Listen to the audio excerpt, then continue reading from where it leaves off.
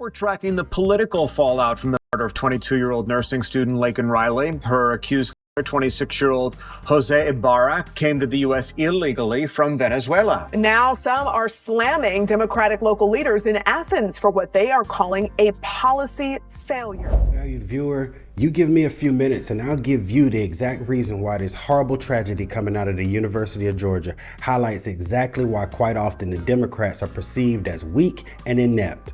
Please stick around, because I'm probably not going where you think I am.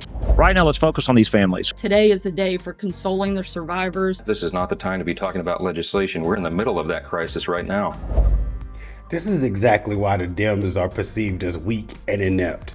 They're the Charlie Brown of the political parties, playing by rules that Lucy, aka the Republicans, don't care about. The Republicans are like, who cares what I said yesterday if it means a win today?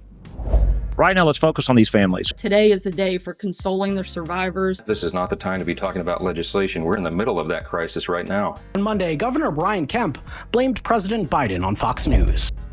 Please don't get this misconstrued. This is not an anti-gun video. What I'm doing is highlighting the GOP's hypocrisy when it comes to politicizing an event.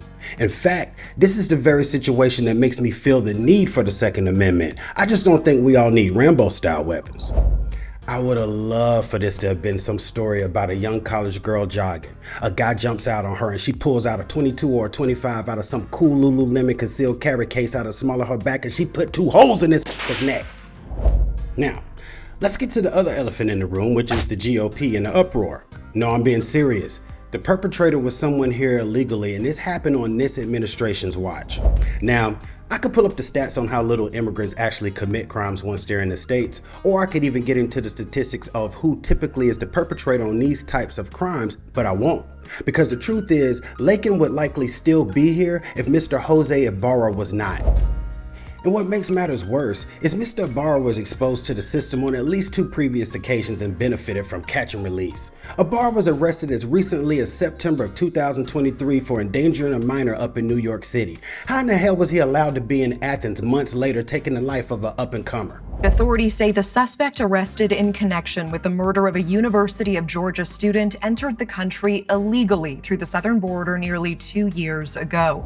Immigrations and Customs Enforcement tells News Nation that Ibarra was actually arrested previously just a few months ago in New York City and then let go, leading him at some point here to Athens, where Laken's body was recently discovered brutally beaten to death, leading a lot of people to ask the question why he was released in the first place.